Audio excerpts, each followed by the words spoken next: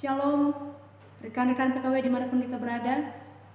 Saya percaya bahwa kita selalu dalam keadaan baik, menikmati segala berkat pertolongan Tuhan dalam sepanjang kehidupan kita.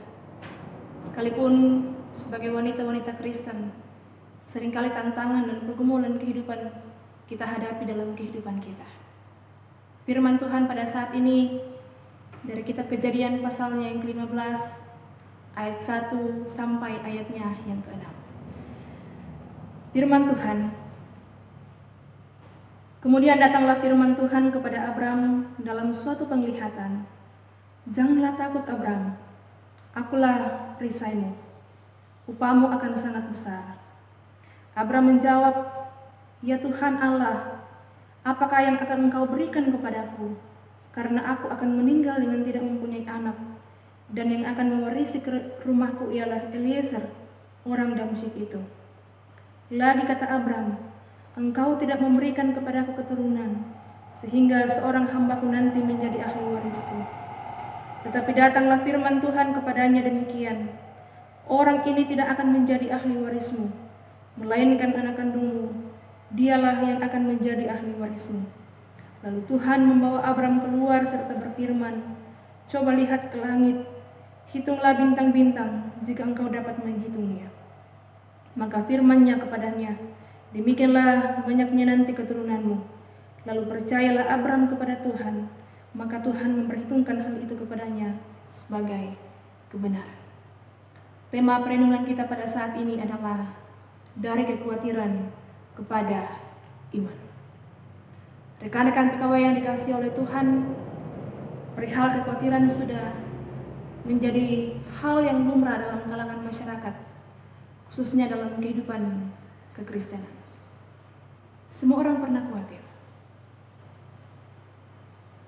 Hal kekhawatiran tidak hanya pernah dialami oleh orang-orang yang biasa, namun juga oleh orang-orang yang besar yang pernah dipakai oleh Tuhan dalam pekerjaannya. Sadar atau tidak sadar, persoalan kekhawatiran hidup dapat merenggut sebagian dari kesenangan dan kebahagiaan manusia. Kekhawatiran membuat kita tidak fokus dan bisa saja membuat iman kita lemah. Cerita Abraham mengajarkan kepada kita bahwa orang percaya juga dapat mengalami naik turun dalam hal beriman sebagai akibat dari keadaan yang terjadi di sekitar kita. Namun di sisi yang lain, Allah tetap setia dalam memenuhi perjanjiannya kepada Abraham dengan memberikan penegasan kembali akan janjinya yang diikat dalam sebuah seremonial perjanjian yang sebelumnya sudah disampaikan dalam pasalnya yang ke-12. Dalam percakapannya dengan Allah waktu itu, mulailah muncul benih-benih iman dalam diri Abraham yang dapat kita jumpai dalam ayatnya yang ke-6. Rekan-rekan PKW yang dikasihi oleh Tuhan, pada saat ini kita mau belajar ada dua hal penting yang perlu kita selidiki dalam kehidupan kita.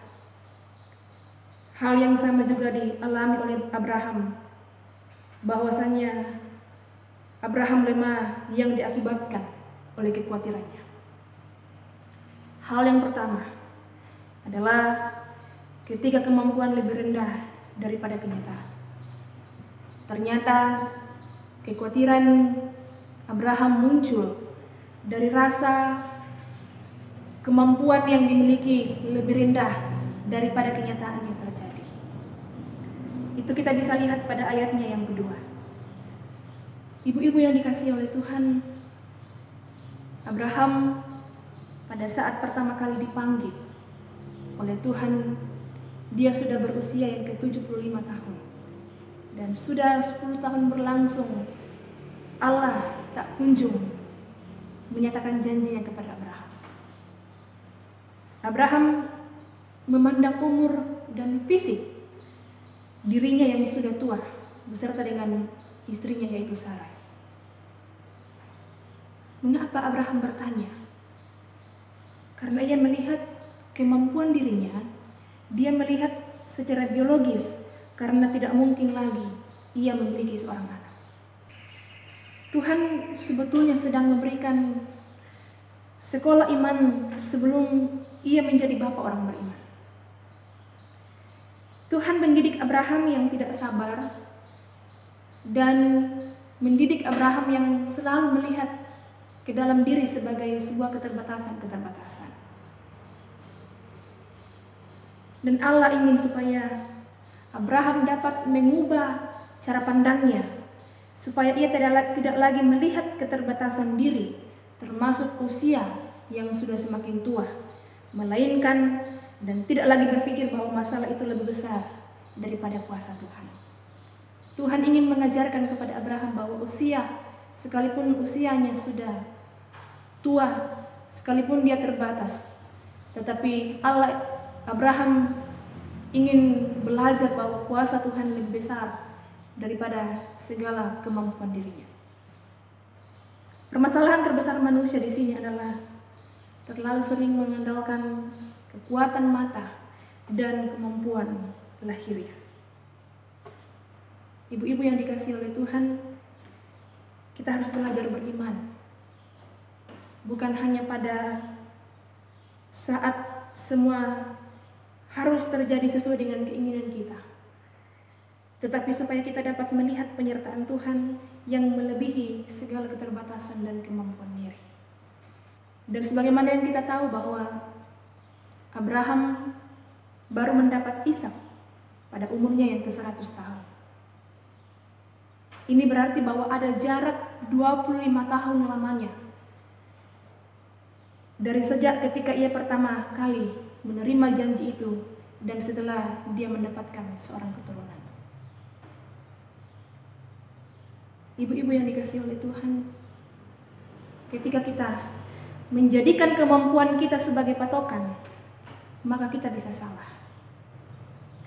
Di sana kita melupakan Allah kita yang Maha Kuasa, yang sanggup bekerja melebihi kemampuan dan keterbatasan kita.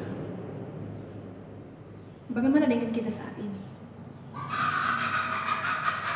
Mungkin kita tidak mengalami hal yang serupa dengan Abraham, namun kita bisa jatuh karena lebih melihat kepada hal lahiriah sehingga kita menjadi khawatir. Jadi, untuk mengubah kekhawatiran menjadi iman, mari saya mengajak kita untuk kembali kepada firman Tuhan. Sesungguhnya kita butuh firman, dan firman-Nya kita pelihara di hati kita, dan kita boleh belajar taat kepada firman Tuhan.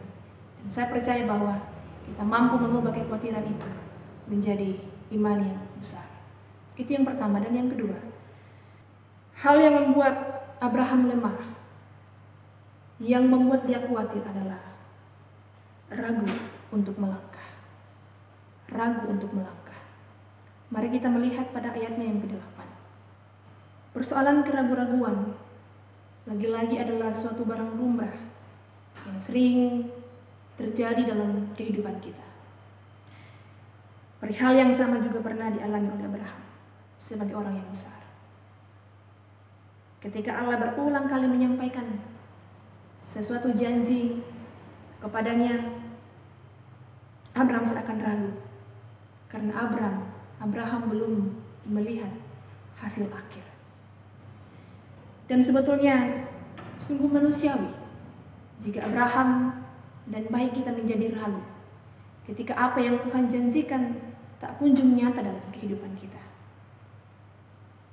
Dan di balik julukan Bapa segala orang beriman, Abraham pernah merasa ragu terhadap janji Tuhan. Ayat 8 ini sebetulnya dilatar belakangi oleh janji Allah sebelumnya yang kita bisa baca pada pasal yang ke-12 ayat 1 sampai 2 dan pada pasal yang ke-13 ayatnya yang ke-14.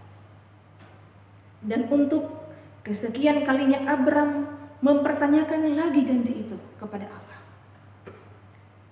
Di sini kita melihat secara tidak langsung sebetulnya Abraham mulai ragu terhadap janji Tuhan sehingga dia meminta jaminan kepada Allah. Sehubungan dengan